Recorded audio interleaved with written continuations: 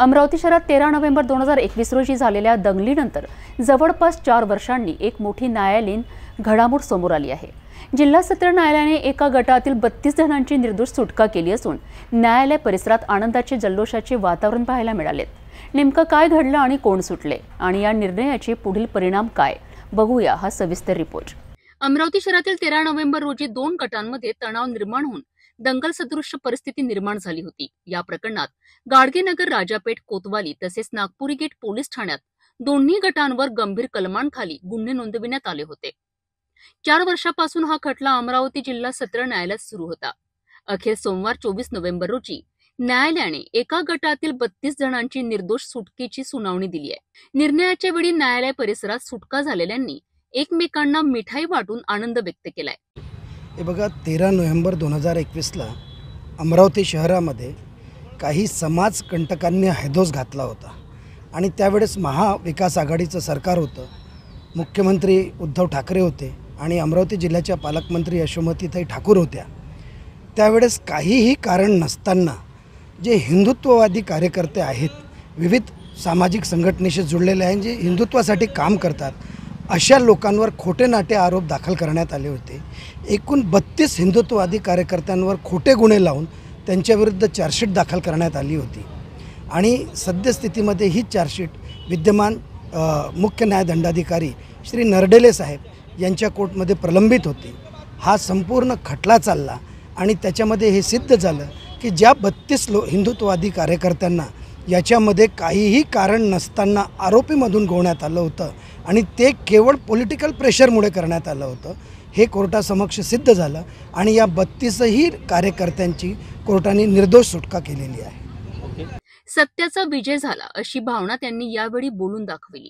निर्दोष सुटका झालेल्यांमध्ये संतोष सिंह उर्फ बाबू गहरवार, सत्यजित राठोड, दिनेश सिंह, विपिन गुप्ता, बंटी उर्फ दीपक पारवाणी, चेतन वाटणकर, उमेश मावले, त्रिदेव डेंडवाल, संगम गुप्ता, निलेश मरोडकर, विजय मंडले, लवकुश गायकवाड, संतोष बद्रे, अनुप अग्रवाल, अनिल शुक्ला, पराग चिमोटे, विक्की मावतोले, कुणाल सोनी, आकाश सारसर, सागर गोहर, सागर अडसुडे, लक्ष्मण सिंगडे, निखिल बिजवे, रावेल गिरी, पवन लेंडे, संजय बावनेर, अनुप मरोडकर, बबलू आठवले, गौरव बांटे, सुरेश चव्हाण, सागर गुप्ता आणि रोहित साहू यांचा समावेश आहे। या प्रकरणात advocate Prashant Deshpande, advocate Chirag Navlani, advocate Vasudev Navlani, Deep Mishra यांच्या कायदेशीर प्रयत्नांना यश मिळालेत। या सुटकेनंतर सर्वांनी न्यायव्यवस्थेचे आभार मानलेत। 13 नोव्हेंबर 2021 रोजी अमरावती शहरामध्ये मोठ्या प्रमाणात दंगल घडलेलं होतं आणि शहरातील 5 पोलीस ठाण्यांमध्ये जे आहेत अनेक हिंदू संघटनांच्या कार्यकर्त्यांवर, पदाधिकाऱ्यांवर गुन्हे दाखल करण्यात आलेले होते। आज जिल्हा सत्र न्यायालयामध्ये जे आहे सुनावणी करण्यात आली आहे आणि या एकूण 32 कार्यकर्त्यांची जे आहे निर्दोष सुटका करण्यात आलेली आहे। जे आहेत संपूर्ण कार्यकर्तेसुद्धा आपल्यासोबत जोडलेले आहे। नेमकं कशा पद्धतीची त्यांची सुटका करण्यात आलेली, काय जिल्हा सत्र न्यायालयाने त्यांना निर्देश दिले, आपण जाणून घेऊया। काय सांगाल, कशा पद्धतीचे आज निकाल देण्यात आला आहे जिल्हा सत्र न्यायालयाकडून? आज महाराष्ट्र सरकारने या संदर्भात जो GR काढला, म्हणून त्या महाराष्ट्र सरकारचं इथे या कोर्टामध्ये जे मॅजिस्ट्रेट साहेब बसले आहे त्यांचं, ज्यांनी आमची केस लढली, ज्यांनी आमची पैरवी केली, अशा वकील साहेबांचं मी सर्व हिंदू संघटनाच्या वतीने स्वागत करतो, त्यांचं अभिनंदन करतो। ही जी दंगल झाली होती, दंगलीच्या नंतर मुद्दामून हिंदू संघटनांना खोट्या गुन्ह्यामध्ये इथे अटकवण्यात आलेलं आहे आणि आपण बघतो आहे की जेव्हाही सत्याचाच विजय झाला आहे। म्हणून माझा ठामपणे विश्वास आहे की ज्यांनी धर्मासाठी ध्वज हातात घेतला आहे, असे आजपासून 350 वर्षापूर्वी मागेही आपण गेलो तर आज तेग बहादूर सिंग यांची आज बलिदान दिवस आहे। तर त्या तेग बहादूर सिंगांनी आपल्या धर्मासाठी, आपल्या ध्वजासाठी रक्षण केलं आहे। या देशात हजारो वर्षापूर्वी आक्रांता होते, मुघल होते, त्यांनी तेच केलं आहे आणि आताही सध्या तेच सुरू आहे। आणि आता लेटेस्टमध्ये आपण पाहत आहोत, पहिले तरी आपण म्हणत होतो की आतंकवादाला धर्म नसतो किंवा असं नसतो तसं नसतो। आता जे मूळ जे शिकले सवरले डॉक्टर, इंजिनियर लोक आहेत ते आता आपल्या भारतात सापडले आहे। म्हणून या आतंकवादावर कोणत्याही प्रकारचा विश्वास ठेवला जाऊ शकत नाही आणि मी पुन्हा सांगतो आहे की हा सत्याचा विजय आहे आणि तो सत्याचा विजय आम्हाला प्राप्त झाला आहे. म्हणून मी पुनश्च या सरकारचे अभिनंदन करतो, इथल्या कोर्टाचे, इथल्या मॅजिस्ट्रेटचे आणि ज्यांनी आमची पैरवी केली अशा सर्व वकील साहेबांचे मी अभिनंदन करतो. जय श्रीराम. आज आमची जी सुनावणी 2021 पासून चालू होती, आम्ही 30 ते 35 जण या केसेसमध्ये होतो. वारंवार 30 ते 35 जण नेहमी एकाच तारखेवर हजर राहणं शक्य नव्हतं. त्याच्यामुळे तारीखवर येत होती. पण आज आमचा हा जो निकाल लागला, आमच्या बाजूने जो सरकारची जी भूमिका आली, त्याच्यामुळे आम्ही आज या केसमधून निर्दोष सुटलो. आम्ही कोणत्याही प्रकारचा आमच्यावर आता आरोप प्रत्यारोप होणार नाही. त्यामुळे सरकारचं अभिनंदन करतो आणि आमची जी केस लढवली ॲडव्होकेट प्रशांतजी देशपांडे आणि चिरागजी नवलानी यांचं पण अभिनंदन करतो. त्यांनी आमची स्वमर्जीने स्वतःहून ह्या केसेसमध्ये आम्हाला सहाय्य केले. जय श्री राम. मैं त्रिदेव ढेंडवाल 2021 13 नवंबर को अमरावती शहर में हुए हुए दंगे में हम लोगों को आरोपी बनाया गया था. उसी उपलक्ष्य में आज हम सभी लोग बाइज्जत बरी छूटे हैं. वकील साहब के माध्यम से प्रशांत जी देशपांडे और नवलानी साहब का हम बहुत बहुत धन्यवाद करना चाहते हैं. जय श्री राम. जय श्री राम. जैसा कि आप सभी को पता है कि 2021 नवंबर में रजा एकेडमी का एक मोर्चा हुआ था, जिसमें उत्तर में हम सभी हिंदुत्ववादी संगठन राजकमल चौक पर उतरे थे.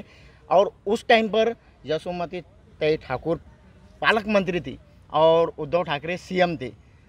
हिंदुत्व विरोधी सरकार थी. मैं साफ साफ कहूँगा हिंदुत्व विरोधी के चलते हमको फंसाया गया था, जिसका आज हमको न्याय मिला है और सत्य की विजय हुई और झूठ की हार हुई है, इतना मैं कहूँगा. और उसके बाद में हमारे तरफ से प्रशांत जी देशपांडे, चिराग जी नवलानी, दीप भैया मिश्रा, उनके सहकारी मित्रों का मैं दिल से मनोपूर्वक आभार व्यक्त करता हूँ कि हमारी उन्होंने सफल पैरवी की है.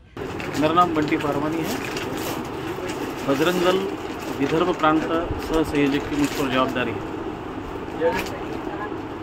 2021 में 12 नवंबर के दिन अमरावती शहर में कट्टरवादी जिहादी मानसिकता के तत्वों द्वारा एक तांडव किया गया था. कई हिंदुओं की दुकानें तोड़ी गई थी. कई हिंदुओं को बिना कारण पथराव किया गया था. एक आतंक का वातावरण 12 नवंबर के दिन अमरावती शहर में हुआ था, जिसका प्रतिकार करने के लिए, जिसका विरोध करने के लिए संवैधानिक रूप से संपूर्ण हिंदू समाज राजकमल चौक पर अपना निषेध व्यक्त करने के लिए उतरा. और लेकिन उस समय राज्य विरोधी व हिंदू विरोधी 3 तिगाड़ी सरकार का राज था. उस समय हिंदू विरोधी नेता पालक मंत्री के रूप में यशोमती ठाकुर जी ताई थे. और उन्होंने 12 तारीख की जो घटना उन जिहादी तत्वों द्वारा हुई, उसको नज़रअंदाज किया और संपूर्ण हिंदू समाज के असंख्य लोगों पर अपराध दर्ज करवाए, षड्यंत्र द्वारा अपराध दर्ज करवाए. लेकिन सत्य परेशान हो सकता है, पराजित नहीं. और आज उसी के तहत 32 आरोपी जो उस समय बनाए गए थे, उनके ऊपर आज जज साहब ने अमरावती कोर्ट में उस केस को रद्द कर दिया, क्योंकि उस केस में किसी प्रकार के गवाह नहीं थे. इसीलिए आज उस केस को रद्द कर दिया गया है. 32 के 32 आरोपी जो है वो बेगुनाह साबित हुए. सत्य की जीत हुई. हिंदू धर्म के लिए जो सभी योद्धा राजकमल चौक पर उतरे थे, जो उनके ऊपर झूठे अपराध लगाए गए थे, आज वो अपराधों से मुक्त हुए. और जज साहब ने बाइज्जत बरी कर एक बार फिर से ये बता दिया है कि सत्य के लिए समय लग सकता है, लेकिन जीत हमेशा सत्य की ही होती है. नक्कीच सत्याचाच विजय झाला आणि यावेळीच निर्दोष सुटलेल्या सर्व जे आहेत पदाधिकाऱ्यांनी सरकारचे सुद्धा यावेळी धन्यवाद मानले आणि यांच्याकरिता ज्या ॲडव्होकेट असेल, वकील असेल, यांनी जे आतापर्यंत सेवा दिली त्यांचे सुद्धा यावेळी अभिनंदन मानण्यात आले. कॅमेरामॅन मोहन विश्वकर्मासह मी रोहित कडे, पाहत राहा सिटी न्यूज, अमरावती.